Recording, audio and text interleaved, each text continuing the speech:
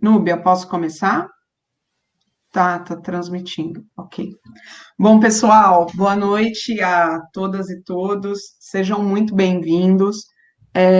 Peço desculpas aí pelos problemas técnicos, já aviso também de antemão que a professora não tem habilidade ainda com essa plataforma, mas a gente vai construindo, vai aprendendo. Hoje, com muita alegria, nós recebemos a professora a doutora Rosângela Malaquias, professora na UERJ, né, lá no campus da Baixada também, Duque de Caxias, uma grande ativista do movimento negro, não só ela, como toda a família dela, nós precisamos agradecer. A Rosângela é uma mulher que nos ensina a associar o ativismo, a pesquisa, ao nosso cotidiano, dia a dia, uma das pessoas mais coerentes e coesas que eu conheço na questão racial, e uma pessoa que eu tenho que agradecer a ancestralidade por ter colocado na minha vida, no meu caminho, irmã de vida também. Então, uma das primeiras mulheres a se preocupar com a questão negras, né, a se preocupar com a questão da educomunicação e com a situação dos jovens negros desde os anos 90, né, esse genocídio que a gente vem acompanhando, ele é de longa data, infelizmente a Rosângela Malaquias sempre foi uma pessoa muito preocupada com isso, então a educação ganha muito com a presença da professora Rosângela Malaquias, com toda a trajetória, com todo o know-how que ela tem, e eu só tenho que te agradecer por isso, minha querida. Muito obrigada por estar aqui hoje conosco. O seu grupo de pesquisa que você coordena, o Afrodiásporas, faz parte dessa atividade desde o início, né, para a política e as crianças negras, quando nós decidimos, né, pensar a partir desse contexto, né. A gente entende que para o nosso povo, principalmente na perspectiva iorubá, só morre aquele que não é lembrado. Então, hoje, em alguma medida, a gente quer lembrar do João Pedro, que foi assassinado durante a quarentena, enquanto estudava, dentro de casa, e no Rio de Janeiro, né, como vocês sabem. Fora o caso do Miguel, da Ágata, das Jennifers, e por aí vai, que a gente tem tantos nomes que essa lista não para de crescer, né. É isso. Então, de imediato, eu já passo a palavra para você, minha querida, e agradeço mais uma vez por você estar aqui comigo, minha irmã de vida. Muito obrigada. Eu que agradeço, Ellen, professora doutora Ellen de Lima Souza, agora na Unifesp. Muito obrigada pelo convite. Agradeço o apoio dos estudantes do Laroyer, na pessoa da Núbia, que está sempre aí firme, né, no apoio técnico e também na pesquisa teórica. Quero principalmente agradecer a Joyce Leite, que é estudante de Pedagogia e de Libras lá da UERJ, FEBEF, onde eu leciono. Vou fazer a minha audiodescrição. Eu sou uma mulher negra, de pele preta, estou usando óculos, porque eu sou míope, o óculos tem um aro preto. Estou usando uma blusa também preta, com bolinhas brancas, né, poá branco. Tem uma parte branca no meio e um colar que eu ganhei das minhas primas, né, Diva e Gilcele.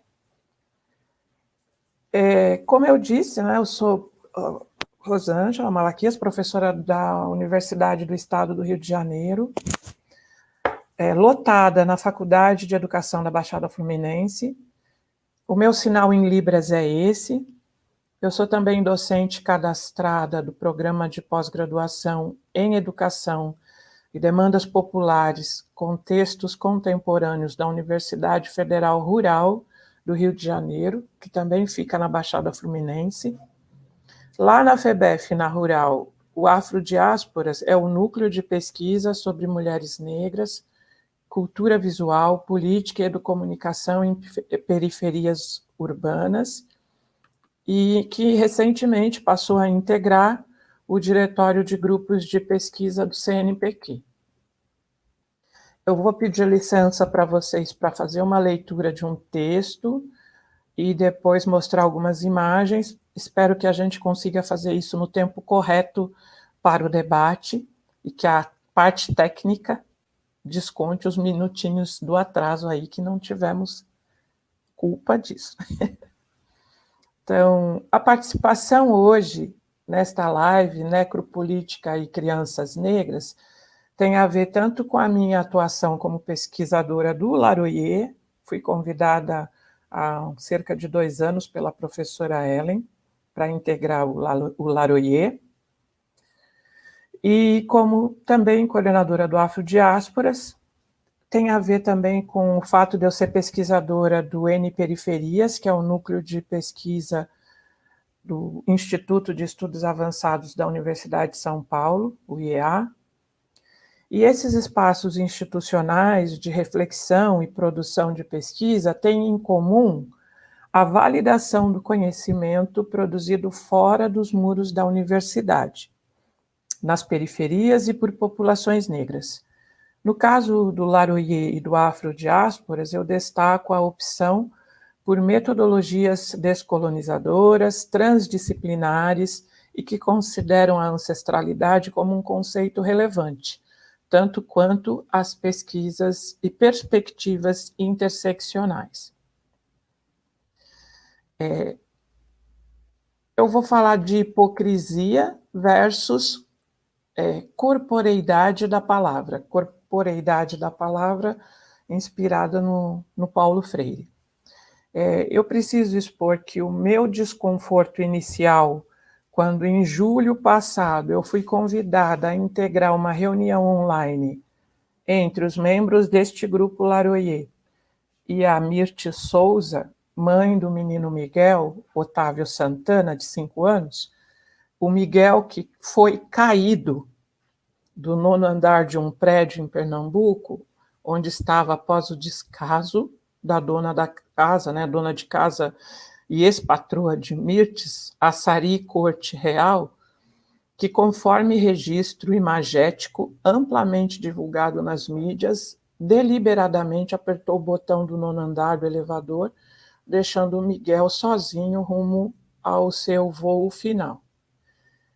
O desconforto se justifica por razões individualistas. Eu não estava mesmo disposta a ouvir uma história real e tão triste da sua principal vítima viva, a mãe do menino Miguel. Ouvir Mirte seria um exercício de enfrentamento da realidade, que coloca mulheres negras nas ruas, trabalhando pelo sustento de suas famílias, em pleno período de isolamento social, sem saber, muitas vezes, se seus filhos e filhas estão realmente em segurança. O acesso às vagas na educação infantil, e nas creches, é ainda um problema enfrentado por um número excessivo de mulheres nas periferias do país. E em tempos de pandemia, as escolas fechadas ampliaram essa dificuldade. Ouvir a Mirte Souza significava confrontar a teoria discursiva que pode sensibilizar as pessoas e passar a imagem de um compromisso acadêmico com a prática, ou seja, com a possibilidade de responder alguma coisa para ela. Mas a recusa inicial se justificou na impossibilidade de responder à demanda da Mirtes.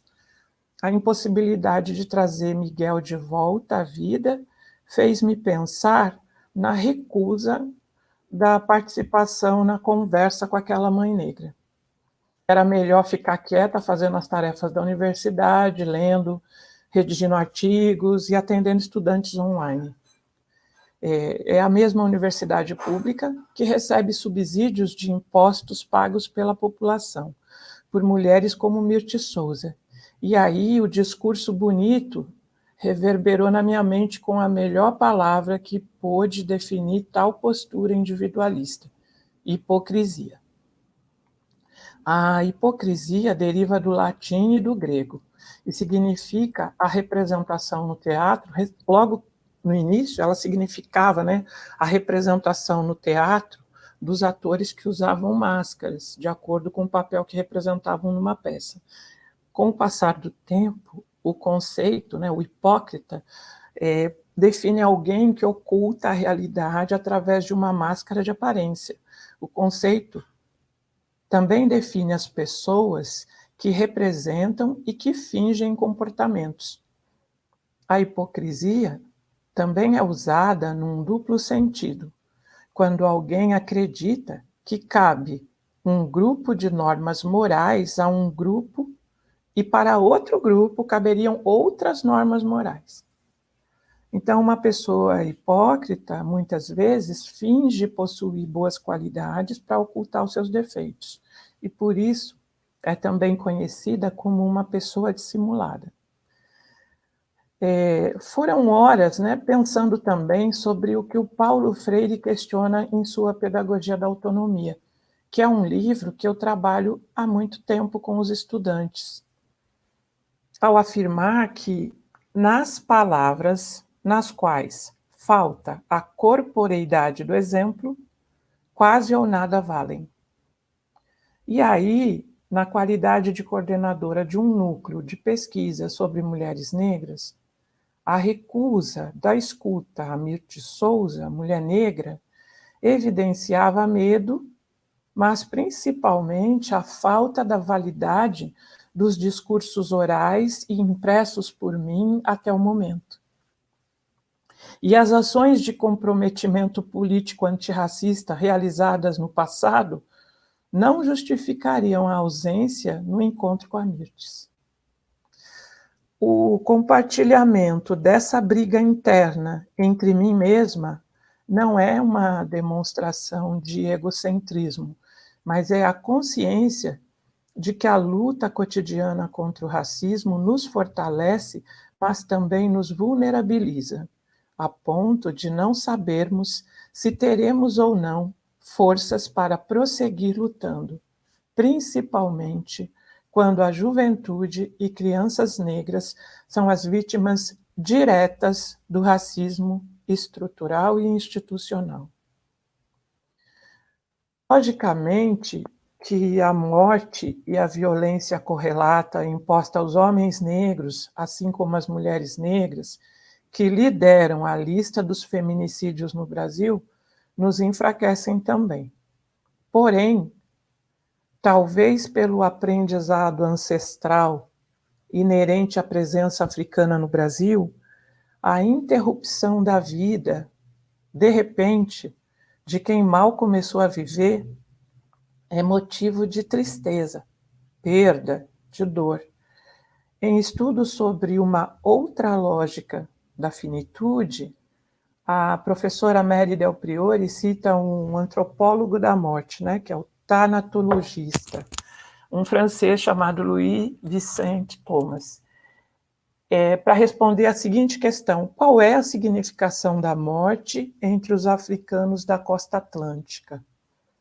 E os africanos da costa atlântica foram aqueles que vieram para o Brasil. Segundo Thomas, ela tem várias interpretações. Há a morte física, que se exprime com a parada de funcionamento do coração. Há a impossibilidade de movimento e a decomposição do cadáver. Então, há a morte social, que se dá com a extinção da linhagem, quando a lembrança do defunto desaparece. Há a pseudomorte provocada pelo desaparecimento da alma leve, constituindo o melhor exemplo do sono profundo ou da doença mental. Há também a morte simbólica, que faz parte dos ritos iniciáticos religiosos, que constitui o modo social por excelência da luta contra a morte física. E, finalmente, há a distinção entre a boa morte, a do velho, notadamente, e a da má morte, que libera forças anômicas, como as do louco, do leproso, do afogado, da mulher grávida. Aí eu acrescentaria como uma má morte a morte das crianças e dos jovens. No conceito de necropolítica, do Achille Mbembe, nós temos visto várias pessoas fazendo eventos sobre isso, e não é, na verdade, uma área na qual eu tenho profundidade de conhecimento, mas os estudantes, as pessoas cobram muito, né, posicionamento sobre esse conceito na atualidade. Então, ele contribui para a compreensão de como, né, o estado de exceção age na escolha de quem vive e de quem morre. O Mbembe, ele trabalha muito na perspectiva da análise e aprofundamento do conceito de biopoder do Foucault, do Michel Foucault. Num determinado momento desse estudo, que é um ensaio denso, ele traz o sistema escravista, né, como uma ação colonial de objetificação de seres, cujas reações para a sobrevivência sempre ocorreram pelo uso do corpo. Neste sentido, sabemos que a escravidão no Brasil, último país a aboli-la, produziu riqueza aos colonizadores. Os corpos negros produziam trabalho, tecnologias e atuavam na resistência política, cultural, ao transgredir persistentemente o sistema de violência. E aí a gente pode pensar nas fugas, nos quilombos, nas rebeliões, nos envenenamentos. A negação da humanidade dos escravizados, imposta pelo colonialismo, foi objetiva e subjetivamente enfrentada na elaboração musical. Isso o Mbembe traz também no texto. Que mantinha o ritmo, né? E aí a gente pensa, por que será, né? Mas, gente, a música mantinha o ritmo da produção, mas, sobretudo, possibilitava a continuidade desse esforço físico. Esta percepção não refere estereotipia. E isso significa que muitas pessoas associam o negro à música, né, à ludicidade, sem prestar atenção no significado político dessa ação cultural. Pensando no processo escravista nas Américas e no Caribe, eu comparo essa percepção ao processo dinâmico da transculturação estudada por Fernando Ortiz, que fala do choque cultural que propiciou violência, dor, anomia e resistência em dinâmica com a exploração econômica.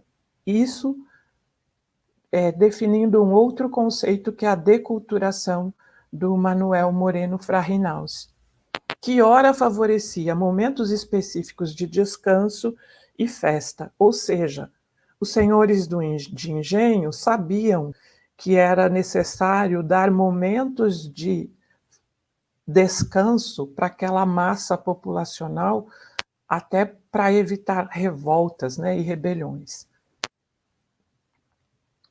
A necropolítica no Brasil tem lastro na escravidão e na naturalização da violência, da tortura, da expropriação de direitos das populações negras e indígenas, e, de certo modo, das mulheres que cotidianamente morrem porque se recusam a permanecer numa relação marcada pela violência doméstica. Vou falar um pouco agora da escuta de Mirtes. Resolvi, então, né, dar corporeidade às minhas palavras. Depois de tanto pensar, eu telefonei para Ellen e falei, Ellen, vou participar. Né? E a voz da Mirtes estava embargada pela tristeza da saudade do Miguel. Então, e tinha momentos que a voz dela ficava muito firme pelo propósito da busca por justiça.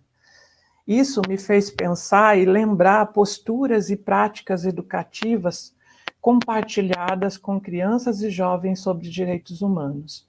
E isso tem a ver com o que a Ellen falou. Nos anos 90, principalmente de 97 até 2002, 2003, eu trabalhei com muitas outras pessoas que me ajudaram, promovendo oficinas sobre direitos humanos direcionadas a crianças e jovens, na cidade de São Paulo, em outros lugares. Eu lembro que em Minas Gerais foi com a professora mestre Maria Helena Ramos, artista plástica, e com a psicóloga também mestre, acho que é doutora também, a Sumaia Bueno, que mora no Rio Grande do Norte. Nós fizemos isso muito, né? tínhamos muito material, trabalhamos muito, porque na época eu comecei a estudar prevenção de drogas junto a jovens e prevenção de violência. E quem mora nas periferias sabe o quanto a questão das drogas e o quanto a violência estão muito próximas, né? Vemos muitos jovens sucumbirem, muitos jovens negros sucumbirem. Na conversa com a Mirtes, eu pedi licença para questioná-la sobre a situação de empregabilidade na qual ela se encontrava, pois o patrão, que é prefeito lá da cidade onde ela trabalhava, a contratou de maneira irregular. E essa prática poderia render uma punição criminal para ele. Aí a Mirtes reafirmou: eu quero justiça por Miguel. Se o prefeito vai responder por crime de responsabilidade, será outra situação. O meu foco é justiça por Miguel. E por isso disse sentir-se feliz de estar num evento da universidade. Gente, nesse momento meu olho encheu de lágrimas, da Ellen, do professor Philordes também, porque ela disse o seguinte: sentia que o sonho interrompido de ver seu filho ingressando na universidade estava acontecendo de outra forma. Porque o Miguel tinha se tornado tema não de estudo, mas um tema de solidariedade, né, da professora Ellen, que convidou a Mirtes no Larouille. Eu senti-me grata a Mirtes, que nem podia imaginar as minhas dúvidas anteriores, muito personalistas, sobre estar ou não naquela reunião. Que bom que a pedagogia da autonomia falou mais alto e eu aderi à campanha iniciada pela Mirtes e comunicada naquele dia da reunião. E essa campanha foi idealizada pela irmã dela, pelos familiares e população pernambucana, para tuitar e fazer um panelaço gritando a hashtag Justiça por Miguel. Fiz tudo isso, tuitei, fiz panelaço, divulguei. E aí a gente vai falar um pouco, né, sobre as crianças e a questão da comunicação, né? A literatura sobre crianças negras no Brasil, ela descreve a transição etária no período da escravidão, né? Eu citei agora a professora Maria Del Priore, ela tem livros sobre isso, falando de crianças negras. O próprio Gilberto Freire, no Casa Grande Senzala, que eu li muitos anos atrás, num curso da PUC, há relatos muito precisos de como a criança negra servia no engenho e, inclusive, sendo torturada, né, sendo o brinquedo dos senhores e das crianças brancas. Então, essa história da criança negra na escravidão evidencia que sempre essa criança trabalhou muito duro, né? Sempre foi vítima de tortura e de crueldade. Vou citar aqui um trecho de autores que estão até no livro da Maria Del Priore. O aprendizado da criança escrava se refletia no preço que alcançava. Por volta dos 4 anos, o mercado de escravos, ainda pagava uma aposta contra a altíssima mortalidade infantil. Mas, ao iniciar-se no servir, lavar, passar, engomar, remendar roupas, reparar sapatos, trabalhar em madeira, pastorear, então a criança de 4 anos já tinha que fazer essas coisas, o preço dela crescia no mercado de venda de escravos. A educação infantil, né, ainda recente no Brasil, como direito, demonstra em sua ainda pequena literatura, no que se refere às relações étnico-raciais na infância, e aí eu vou citar as pessoas que escreveram sobre criança negra, o professor João Batista Borges Pereira, que é branco, da FEFELESH, a Eliana Oliveira, negra, fez o estudo dela de mestrado e doutorado na PUC, isso anos final dos anos 80, gente, início dos anos 90, professora Raquel de Oliveira, a Fúvia Rosenberg, que faleceu, professora da PUC, tem uma vasta literatura sobre crianças negras, a Eliane Cavaleiro, que é mais conhecida, né? E eu lembro, inclusive, quando a Eliane Cavaleiro chegou na reunião do NEIMB da USP, dizendo assim, gente, eu já sei o que eu quero pesquisar. Eu quero pesquisar criança negra na educação infantil. Então, vamos dizer, de certo modo, eu participei do relato dela, de quando ela descobriu o tema. Gente, isso é revelador. Eu não sei quantos anos os filhos dela têm, mas naquela época os meninos tinham 5 anos. Olha quanto tempo.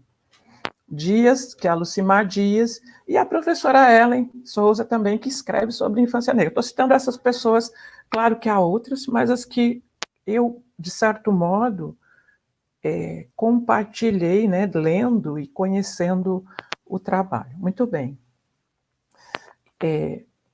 O racismo está dentro da instituição escolar. Isso os estudos sempre revelam, manifestando-se nas relações cotidianas, seja no descuidado das crianças negras, nos xingamentos, na omissão, seja na imposição de padrões estéticos e de conhecimento eurocêntricos e marginalização das epistemologias negras, afro-brasileiras e indígenas. Se a história da escravidão evidencia a violência e a necropolítica colonial, que no Brasil durou quase 4 séculos, como legítima, e se as mobilizações sociais por direitos humanos avançaram com a construção do conhecimento e legislação para a garantia desses direitos, a manifestação permanente da necropolítica, e aí a gente tem que pensar nos mapas da violência que registram o assassinato de jovens negros, né? Essa permanência demanda uma contínua resistência política, cultural, e eu proponho educomunicativa. A música, as artes, permanecem potentes como meios de sensibilização. Porém, nesta apresentação, propomos uma visão educomunicativa sobre alguns aspectos das representações direcionadas às crianças negras. Temos desenvolvido práticas de advocacy, ou seja, facilitando o acesso ao conhecimento legislativo, ao conhecimento comunicacional e compreensão do direito à justiça social, aqui entendida como vida digna. Então, a gente está ousando aqui, nesse momento, que é muito curto, pensar a dignidade também no sentido de que os africanos, esses da costa atlântica que vieram para o Brasil, né, consideravam como morte boa, a morte do velho, pois o legado vivido permanece no tempo. Um autor inglês chamado David Buckingham, ele tem um trabalho muito conhecido que se chama Crescer na Era das Mídias, a Morte da Infância. E esse trabalho, ele faz, né, um estudo aprofundado e define infância como uma construção social, histórica e cultural. Para ele, os argumentos em favor dos direitos das crianças, desenvolvidos predominantemente pelos adultos, sempre, né, pelos adultos, traz digamos, um problema que é o seguinte: a criança aprende com o adulto, e aí ele é inglês, né, uma perspectiva europeia. A criança aprende com o adulto o que é ser criança. E aí ele dá um exemplo bem interessante. As crianças rotineiramente mostram a outras crianças qual é o seu lugar, rindo delas ou acusando-as de terem gosto ou comportamento de bebê. E é comum que se esforcem para distanciarem-se dessas acusações. Nos slides que eu vou compartilhar com vocês, espero que dê tempo, né, apresentam brevemente discursos representativos de crianças negras que, ao nosso ver, tendem a uma violência simbólica e eficaz da exclusão motivada pelo racismo institucional, manifestado na escola, nas próprias famílias e nas mídias. Aí eu vou falar uma coisa. A minha experiência no trabalho de formação de professoras e professores em 2014, muito mais direcionada à educação infantil, demonstrou o quanto muitas crianças sofrem violência dentro das próprias famílias quando elas têm a pele mais escura do que irmãos que têm pele mais clara, do que primos que têm cabelo liso. E a violência também está dentro da instituição familiar. Então, vamos falar o que é, né? As mídias também são instituições, é uma instituição, então vamos considerar nesse nível, porque virou moda no Brasil que tudo é racismo estrutural. Ah, é racismo estrutural. Aí não pode fazer nada porque é racismo estrutural. Né? Então vamos entender que as instituições têm poder de mudança. Essas práticas discursivas seriam armas, ao meu ver, assassinas da possibilidade de uma infância feliz. Então, quando na família, quando na escola, quando nos espaços de lazer, na própria mídia, as crianças negras sofrem tamanha violência, isso é uma maneira de provocar violência que pode sim levar à morte dessa criança. É uma morte simbólica. Em estudo conduzido pela American Psychology Association, em 2014, que envolveu 264 estudantes do sexo feminino, em sua maioria brancas, de diferentes universidades, as estudantes superestimaram a idade dos negros, das crianças negras, em 4 anos e meio para cima, e consideraram mais culpados do que os brancos e latinos, especialmente quando os meninos foram comparados com crimes graves. Os pesquisadores usaram questionários para avaliar os participantes, identificando preconceito e desumanização do negro. Quando solicitados a associar os negros a animais, né, e os brancos, então os brancos foram associados a felinos e os negros a macacos.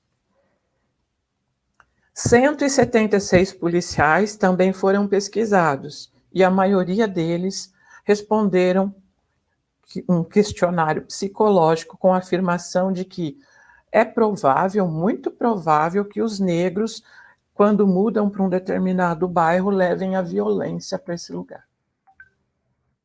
Diante desse resultado, a autora do texto, a Coleman, diz o seguinte: as crianças negras não deveriam sofrer consequências injustas por causa do preconceito racial e prejudicial do professor, da professora, dos vizinhos, das pessoas.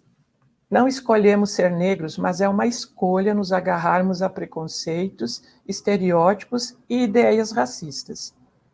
Onde quer que esteja esse preconceito racista, haverá desigualdade, racismo e preconceito. E por mais gentis e doces que sejam as crianças negras, elas não estarão isentas. Para os negros, os preconceitos são mortais. Isso leva a disparidades de saúde, brutalidade policial, sexualização e adultificação de crianças negras. Isso é o texto da Coleman. Gente, essa tradução foi livre, eu traduzi direto, então se tiver algum problema no português é porque eu traduzi do inglês. Como agir e reagir? Aí tem um autor brasileiro que é meio mestre, assim, professor Muniz Sodré, ele salienta que nós vivemos o bios midiático. E nessa lógica, a produção de contralinguagens, de contradiscursos, elas podem ser eficazes. Na reflexão que a gente iniciou aqui, nesta live, nós propomos que os discursos impressos, os digitais, os imagéticos, sejam ressignificados quando emanarem estereotipias, preconceito e racismo, visando a minimização e, quiçá, a erradicação da morte, perversa, simbólica, mas nem por isso menos violenta que provocam. Eu vou passar agora as imagens e espero que vocês compreendam qual é a proposta, né? E a proposta não é uma alienação. Congelou? Tá tudo certo?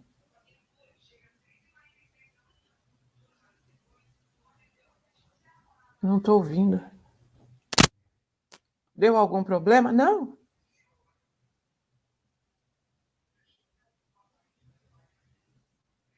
Estou sem som. Estou sem som. Ô, Carlos, você pode abaixar um pouco, por favor? Nossa Senhora. Eu estou sem som.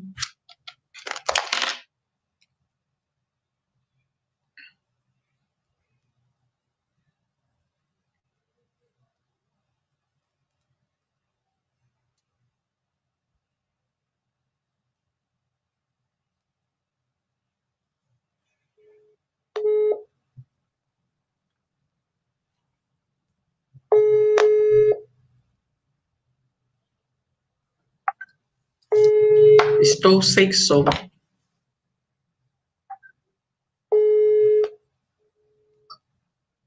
Tá tudo certo, Flor. Mas por que mas não era para mostrar os slides ainda, agora que vai começar. É porque você estava citando e as pessoas estavam pedindo o nome, por isso que eu falei para a Núbia colocar. Ah, mas aí ela foi passando e eu nem expliquei. Ah, tá. Mas aí você volta, a gente vai organizando. Porque estavam pedindo o nome do autor e da autora. Mas aí era só... Oh, meu Deus. Vocês estão ouvindo? Eu não estou ouvindo. Tem som, Ellen? Tem som, tá todo mundo te ouvindo. Todo mundo ouvindo Beleza. a nossa conversa, fica tranquilo. Nossa, não tem problema. É muito estranho, né? Não ver as pessoas, meu Deus. Então vamos lá. Vou compartilhar umas imagens para dar tempo da gente tentar um debate. As considerações iniciais eu falei um pouco da conversa com a Mirtes, e aí eu gostaria que vocês pensassem a Mirtes como as outras mães, as mães de todas essas crianças que estão sendo assassinadas no Brasil. Falar um pouco do que a gente faz no Afrodiásporas e que nós, de algum modo, podemos tentar contribuir para mudar um pouco essa realidade. Talvez em longo prazo, né? A longo prazo. Pode passar, por favor. Algumas abordagens metodológicas que nós temos tentado desenvolver e agora, né, vamos dizer, de um ano para cá, em parceria com o Laroyer, tem a ver com trabalhar interfaces da comunicação e da educação, pensar a presença constante da mídia, desse bios midiático que o Sodré traz, entender o conceito de educomunicação, que eu vou aprofundar mais no final, falar de advocacy, ou seja, como que a legislação, conhecer a lei, conhecer a Constituição, os direitos humanos, conhecer os caminhos para acionar, né, os nossos direitos é muito importante. Isso tudo vinculado com a questão da comunicação, porque o advocacy trabalha com a legislação, mas também trabalha com a comunicação, com a compreensão das mídias.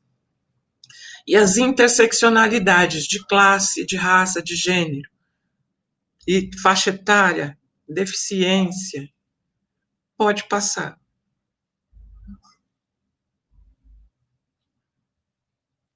Quais perspectivas quando a gente começa a pensar esses temas? Na interdisciplinaridade, na UERJ, eu sou professora de Ciências Sociais Aplicadas com ênfase em mídias, na educação, em cultura local e global, que é a disciplina que eu trabalho. Ora, embora a minha formação seja no campo das ciências da comunicação, a interdisciplinaridade ela é muito necessária. Conversar com as outras áreas, aprender com as outras áreas, tendo como eixo central a própria interdisciplinaridade. Transdisciplinaridade, muito melhor, porque ela representa uma visão mais completa, holística do mundo, perspectivas complexas, né, que consideram os saberes africanos, os saberes indígenas, os saberes asiáticos, e não só uma perspectiva europeia. Temos desenvolvido trabalhos pensando mulheres negras como líderes em educação, e nesse sentido, a Mirtes é uma educadora não formal que está nos ensinando, né, muito sobre como a maternidade nesse país de uma mulher negra pode ser interrompida pela violência. Perspectiva de direitos humanos, sempre, e da justiça social dentro de um grupo internacional transcontinental de mulheres que desde 2007 promove estudos sobre justiça social e desigualdades de gênero e raça, buscando justiça social. Então, é muito bacana aprender outras metodologias com essas mulheres. Pode passar.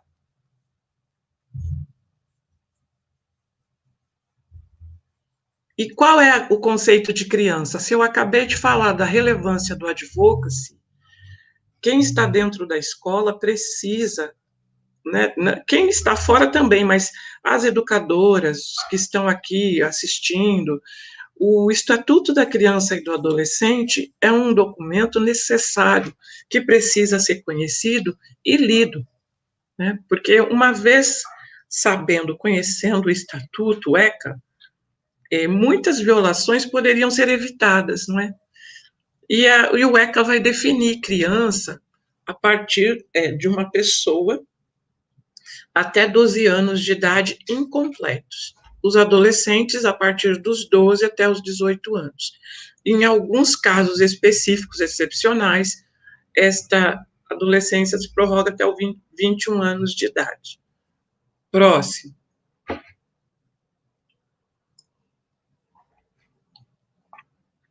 A Coleman, que eu citei há pouco, era esse artigo que ela está falando da pesquisa feita indignada, né? Ela é mãe. Então, qual é a indignação dela? Como é possível, né, que o racismo que se forma, se fortalece por estereótipos, cristalize crenças e discursos muito equivocados com relação às crianças negras? Gente, isso é muito comum. Então, quando nós entramos num restaurante, se uma criança negra está sozinha por alguma razão, vamos dizer que ela está indo no banheiro, o imaginário dos garçons e das pessoas é que aquela criança é uma criança de rua que está pedindo. Então, se você está com seu filho, com seu sobrinho, com alguma criança amiga, se essa criança for sozinha no banheiro, ela vai ser abordada por alguém daquele ambiente, porque ele já pressupõe que ela está ali para pedir. Isso é um exemplo prático que eu ouço, já assisti, já vivenciei e ouço com recorrência. Próximo. E isso é o que a Coleman diz que é mortal. Então, nós temos a violência sistemática do racismo e da necropolítica, que entra nos bairros e que assassina as pessoas, mas nós temos uma outra maneira de violência simbólica que esvazia a autoestima desses seres que faz com que eles se vejam muitas vezes como menos importante do que outros, por conta da cor da pele. Próximo. E aí, olha só esse depoimento. Quando você cresce como uma criança negra em um mundo branco, por muitas vezes as pessoas dirão a você, algumas vezes maliciosamente, outras vezes sem maldade, que você não é bom o bastante. Mas os nossos pais nos deram uma pequena vantagem em comparação às crianças sem o apoio das famílias. E assim nós crescemos. Então, o Robinson fala isso. Então, os discursos pressupõem o fracasso. O discurso que pressupõe fracasso, por mais violento que seja o que eu vou dizer aqui, ele vem muitas vezes da escola, da professora, do professor, do gestor, que olha para a criança, não vai dar em nada esse aí. Ah, esse neguinho, essa neguinha não vai dar em nada. Então, pressupõe fracasso para as crianças negras. Próximo. Aí nós temos alguns autores, uma perspectiva teórica, e depois eu posso até compartilhar com quem tiver interessante, que quando se pensa em educomunicação, passa pela questão dos estudos culturais, sim, de uma recusa à hierarquização de culturas, a certeza de que as pessoas são mediadoras de conhecimento, e que elas não simplesmente recebem as mensagens e acreditam nisso, elas reagem, né? E que a recepção passiva não tem mais isso, né? A interação é constante. Próximo. Acho que até pulo um, mas não tem problema. Pode ir, não tem problema, pode ir. Aí vem o que eu já falei do advocacy como um conceito que vai pensar comunicação, direito, políticas públicas. Então, o movimento feminista se formou muito com práticas de advocacy, e foi um movimento que, de certo modo, trouxe muitos avanços para a nossa sociedade brasileira, como principalmente na área da saúde, o direito à mamografia, o direito ao SUS, ao exame Papa Nicolau. Por quê? Porque se conhecia a legislação, se conhecia a Constituição, e aí fazia-se o caminho correto de reivindicação. Então, se nós temos uma população que desconhece seus direitos, quando o menino Miguel foi caído, né, do prédio, a mãe dele estava trabalhando, ela também tinha direito a isolamento social, mas ela precisava trabalhar porque não foi oferecido a ela a possibilidade de ficar em casa e receber, ela tinha que estar trabalhando. Então, as pessoas desconhecem seus direitos neste país. Isso é muito grave. Próximo.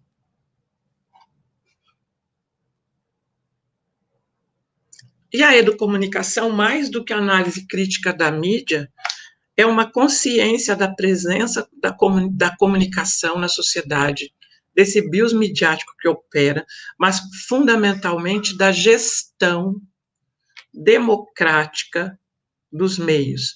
E aí vocês vão falar, mas a gente não...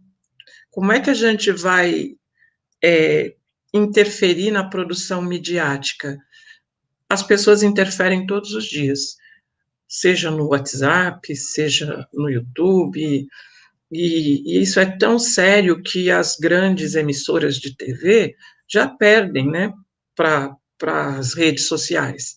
Então, muita gente agora nem liga a TV mais, e essa produção, quando ela é mediada com qualidade, ela pode produzir mensagens e pode produzir principalmente discursos de resistência, de transgressão.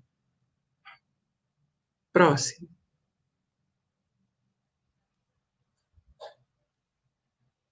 Aqui eu trouxe uma ancestral, a professora Zoilda Trindade, que tem um texto muito conhecido na educação infantil, mas nem sempre usado nas escolas, por conta de preconceitos, sobre a formação sobre o uso dos valores civilizatórios afro-brasileiros.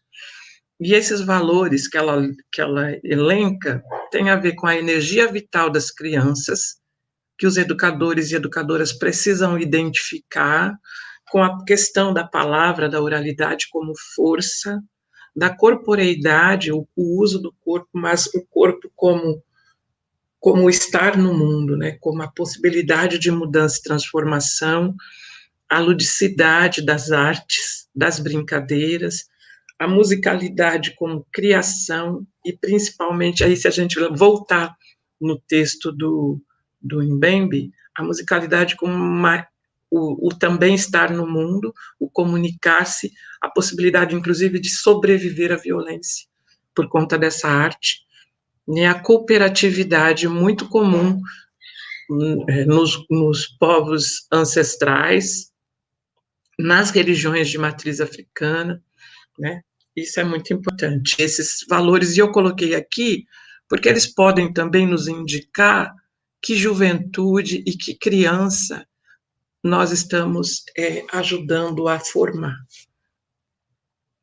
Próximo. Então, quais são os outros discursos possíveis para a infância negra?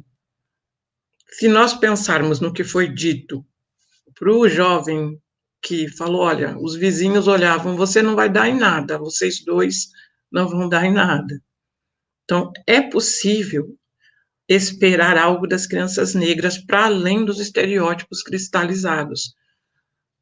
Isso é uma responsabilidade da sociedade como um todo. Não é só aí da escola.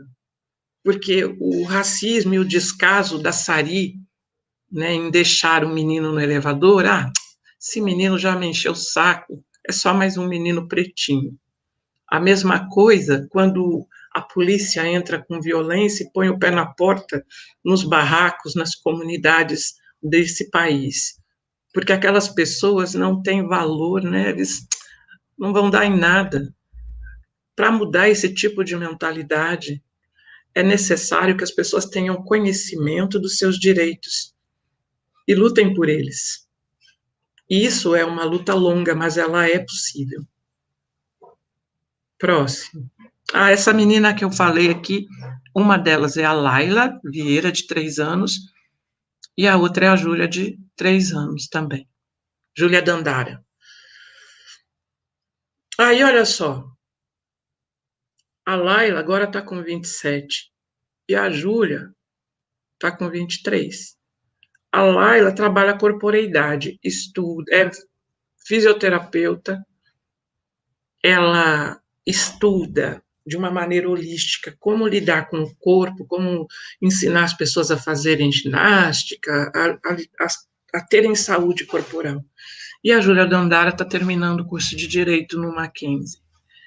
Já pensando na questão dos direitos humanos, eu poderia fazer aquela pergunta para elas anos atrás, mas essas meninas não vão dar em nada, não é isso? Olha que elas são pretas. Pode continuar. A gente tem aí a Amanda ajudando a mãe dela, segurando a Mariana, que é um bebê, então a cooperatividade das famílias.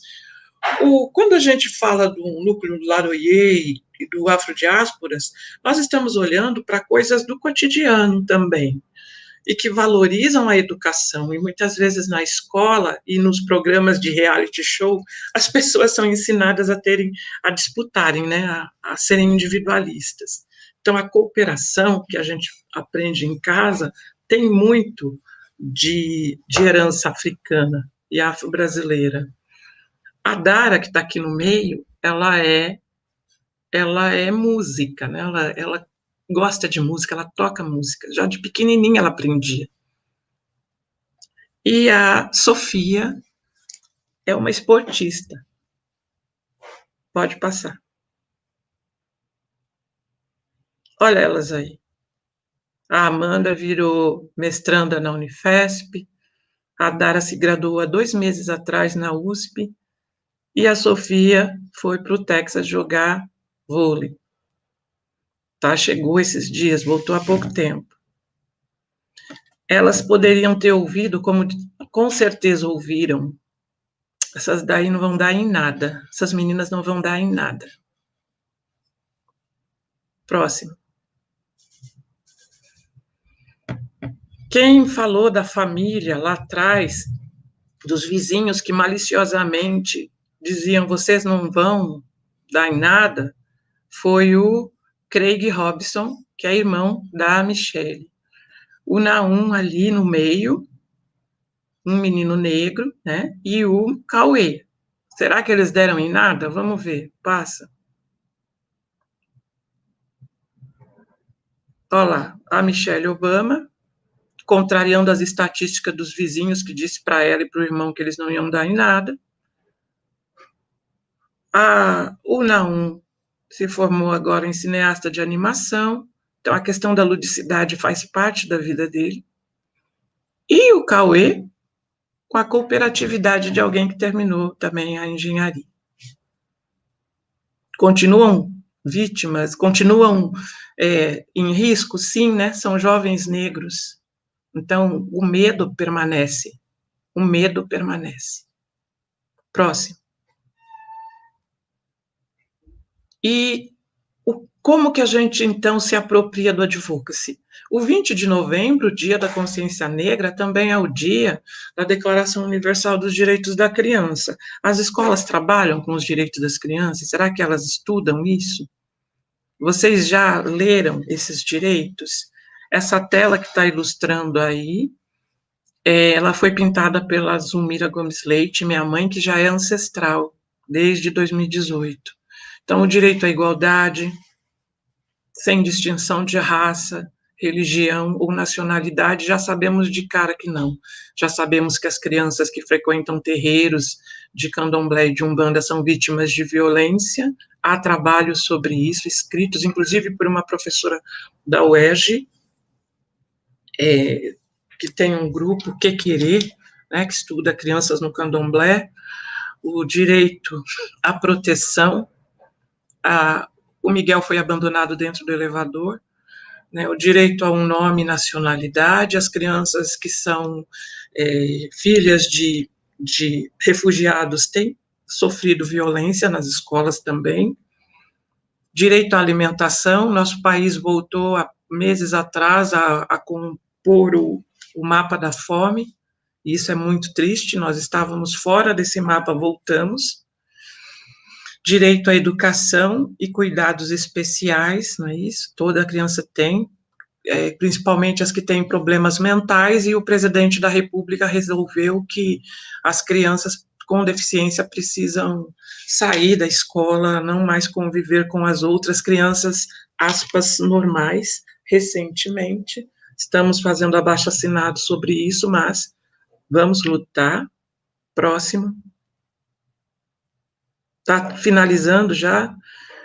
O direito à compreensão por parte dos pais e das famílias. Alguns pais compreendem, né? Fizeram a Michelle e o Robinson avançarem. Outros a gente sabe que não, mas isso tem a ver com uma estrutura, inclusive, de exclusão e violência, que nós precisamos vencer. Direito a ser socorrido, direito de ter proteção contra o abandono e direito de crescer dentro de um espírito de solidariedade, compreensão, amizade e justiça entre os povos. Próximo. Mediações possíveis por justiça social. Quando esse quadro que a minha mãe ancestral já pintou há muitos anos, nos anos 90, na época ela fez o Dream, chama Sonho Dream. É um menino deitado perto de um poço, muito cansado de tanto trabalhar. Passou o centenário de Zumbi, ela fez o Dream 2, que é esse, um menino negro sonhando com um mundo melhor. Então, eu escolhi o Dream 2 para ilustrar ao lado da foto do Miguel, gente, que também está no meio das bolinhas coloridas. E o Miguel, dentro dos valores civilizatórios que a nossa ancestral Azuilda pontuou, Azuilda Trindade, é energia vital, ele é axé agora. Como tantas crianças que a Ellen cita nos momentos de estudo, e tantas que, infelizmente, nós vamos citar, porque no atual momento a violência permanece contra as pessoas mais pobres, mas essa energia, ela é motivadora de mudança, de transformação. Próximo. E último.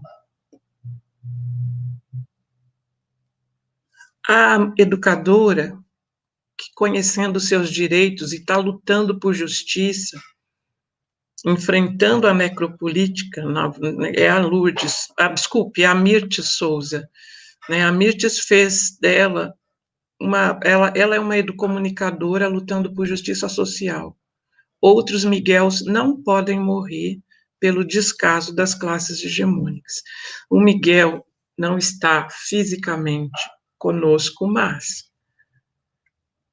o Miguel já mudou a legislação no estado de Pernambuco.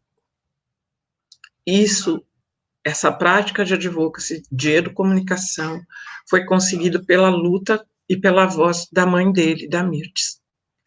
Então, hoje, e aí nós encerramos, próximo, acho que eu falo que as referências às fotos foram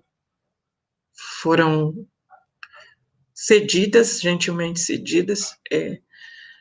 Eu não fiz aqui uma fala negando a violência que permanece, mas eu acredito sinceramente que nós estamos num momento de olhar para as possibilidades reais de mudança. E as crianças negras, os jovens negros têm muito potencial. Só que esse potencial não pode mais ser negado e não pode mais ser exterminado por uma necropolítica, por uma violência.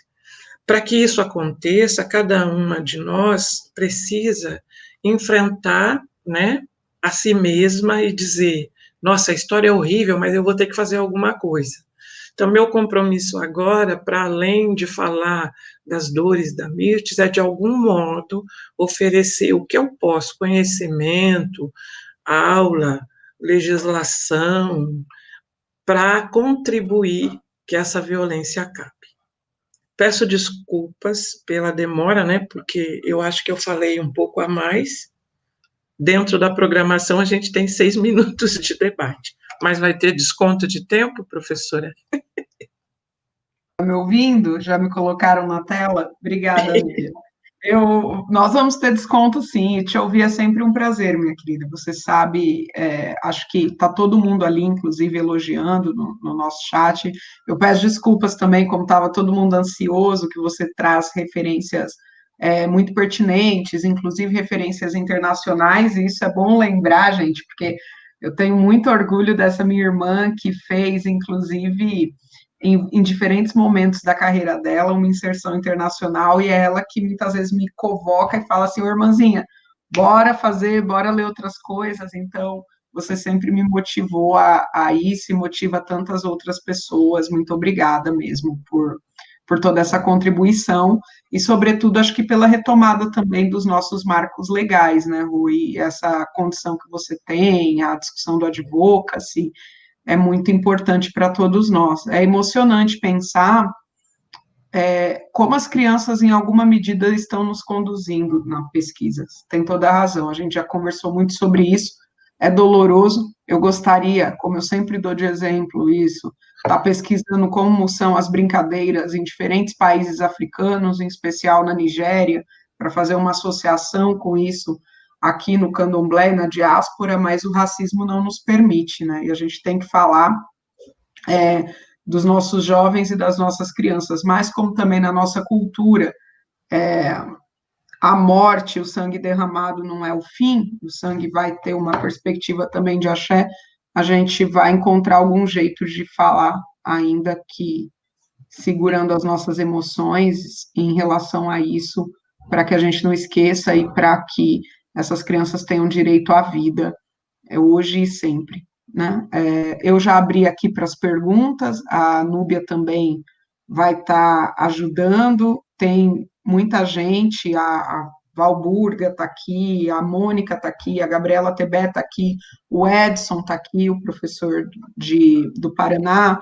Então, a gente tem muita gente, a Nanda Benedito tá aqui também, desculpa aí se passou alguém que eu não falei, porque a Kilson Oliveira está aqui também, a nossa querida Beth, está todo mundo te felicitando e te dando parabéns pela sua fala, querida. Não sei se você quer falar um pouquinho em relação a Joyce, essa importância que você tem nos falado enquanto as pessoas estão escrevendo, e eu vou depois trazendo as perguntas, pode ser?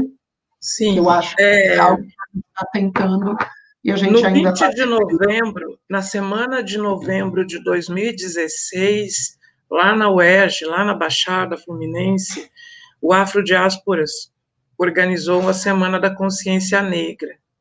Um professor amigo meu, chamado Hector, orientador da Joyce, perguntou se ele poderia convidar 3 pessoas surdas, negras surdas, para participarem. E eu disse sim, mas eu não sei quem fará a tradução. E ele se ofereceu.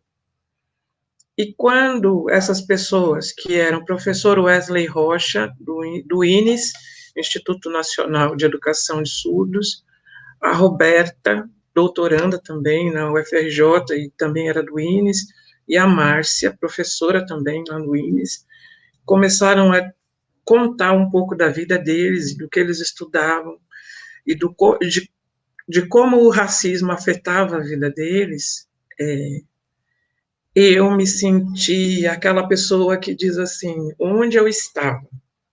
Onde eu estava? Uma das coisas que eu vou dar exemplo aqui, que tem a ver com o tema, a Márcia, professora Márcia, tem um filho, criança, né? E o filho dela sofreu bullying na escola, menino negro sofreu bullying, e quando ela resolveu ir na escola para defendê-lo, ele implorou para ela não ir. E ela não entendeu. E aí ele disse para ela, ele não é surdo, mas fazendo sinais, ele disse para ela, porque ele fala Libras com a mãe, ele falou, eu não quero, porque quando você vai lá, todo mundo ri de você, porque você não sabe falar. E aí, quando ela contou isso, o olho dela encheu de lágrimas, porque o sofrimento dele era duplo, né? Sofrer a violência por ser negro, racismo na escola, e aí não é bullying, é racismo mesmo, e sofrer com a violência de certo modo, ter vergonha da mãe. Mas não era só a vergonha, ele queria proteger a mãe dele também da violência. Né? E a partir desse dia, eu fiquei muito impactada, mas eu também pensei, eu não posso fazer nada. Eu não sei o que eu vou fazer, não vou fazer nada. Só que 2 meses depois, eu fui procurada por uma estudante negra, que é a Laudileia Laudino, que assistiu à palestra e falou, professor, eu quero estudar as pessoas negras surdas. E a partir de então, começamos a ler sobre isso, a participar dos eventos da comunidade negra surda. Eu ganhei meu sinal do professor Wesley, e a partir daí, né, tem sido um compromisso, sempre que possível, nas minhas falas, de ter alguém para fazer a tradução. Né? Nem sempre a gente consegue, mas é um esforço necessário. Nesse sentido, agradeço a Joyce, que é uma estudante aguerrida, assim, ela gosta muito de Libras. Quer falar alguma coisa, Joyce? E fazer sinal ao mesmo tempo. Não, gente, só quero agradecer a vocês pelo convite. Só isso.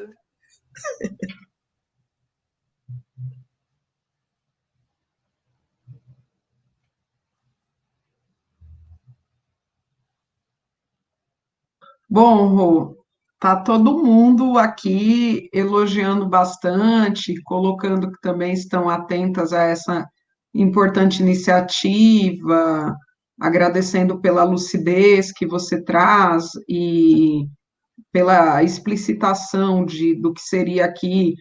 Estão falando, professora, a Elizabeth está falando, quanta clareza na sua fala e como precisamos refletir nossa postura como professor, valorizando sempre uma postura antirracista, né? E como você trouxe esperança também na sua fala. O Luiz Carlos também, Patrício, colocou aqui que está maravilhado e agradece a ancestralidade que constitui o poder do seu Ori como professora, agradece esse momento de trazer alento no coração, tá certo? E na verdade, Ellen, eu penso que esse tema não tem pergunta, né? Que pergunta tem? O que eu, na verdade, sinto é que se nós, de alguma maneira, se nós tentarmos, de alguma maneira, contribuir para que o racismo na escola, que afeta essas crianças negras, que esse racismo seja enfrentado e, quiçá, erradicado, nós vamos contribuir para que essas crianças se tornem jovens e que, ao se tornarem jovens, consigam também enfrentar a violência que está vindo aí, entendeu? É claro que vamos torcer para um futuro sem tanta violência, mas esse futuro ele é construído no presente. Esse futuro é construído no presente. Porém, o desconhecimento dos direitos das crianças, o desconhecimento dos nossos próprios direitos, contribui para que a gente ache que tudo é possível, inclusive a violência, entendeu? Então, essas mães que têm seus filhos assassinados, muitas vezes, elas não têm um suporte jurídico, não têm nenhuma ajuda. Não sabem até que existe a assistência judiciária gratuita nas universidades. Então, como é que a gente consegue se tornar uma sociedade mais preparada, né, para que lá na frente não haja tanta morte? Então, é um caminho longo e lento, sim, mas ele é possível. É um caminho longo, lento, mas é possível. Gente, Noeli, olha que legal, a Noeli. Gente, muitos anos atrás, né? Ai, meu Deus, revelador. Meu mestrado foi sobre juventude negra, Brasil e Cuba. E lá em Cuba foi muito, muito bom e eu aprendi muito, só que era um momento de muita dificuldade, né? Como ainda é. E aí quando voltei, eu fiquei pensando como que eu posso mandar alguma coisa para eles, né? Alguns presentes, algumas coisas mínimas que as meninas, os rapazes pediam, os jovens que eu entrevistei. E a professora Noeli levou, porque ela estava indo para Cuba. E ela fez esse favor enorme, assim. É isso. Oi, Joyce, que legal. Estão falando parabéns para você. Eu acho que a gente vai conseguir acabar no horário sem perguntas. Me parece que sim, querida. A gente tinha um pouco essa preocupação, até pela demanda que nós estamos todos e todas aí, principalmente da educação, submetidos nos últimos tempos, né? Que parece que a gente tem trabalhado dobrado, mas foi muito gratificante te ouvir, Rosângela. Eu só tenho que agradecer você, agradecer a Joyce, tentar fazer essa formação entre o Laroie, o Afrodiásporas e outros, para que nós possamos aprender de fato a inclusão, né, e levar isso conosco, a audiodescrição, as libras, por exemplo, são formações que eu ainda tenho como uma deficiência para mim, mas estou muito ansiosa para poder aprender, e é muito bom aprender com as nossas estudantes. Então, aproveitar aquilo que você falou, mais uma vez reforçar que não seria possível fazer o Necropolítica e qualquer outro evento que eu tenho feito em pandemia sem o apoio total que a gente tem das estudantes e dos estudantes, principalmente da Núbia, que levou aqui firme e forte, aí, entre outros, todos os estudantes do grupo do Laroie. Muito obrigada, pessoal. Só agradecer também, né? Legal. Desculpa, teve uma pergunta, que foi da Gabriela Tebé, que a fala das crianças aprendem com os adultos a serem crianças e são provocadas com a afirmação de que são bebês. Essa era uma fala sua ou você estava citando alguém das suas referências?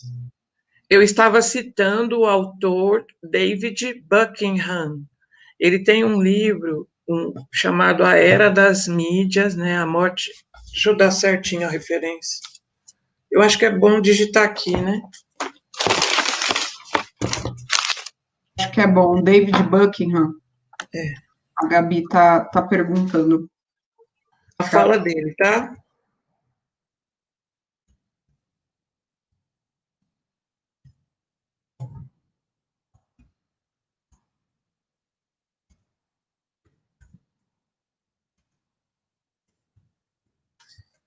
O nome está certo, a Era das Mídias, eu sempre confundo.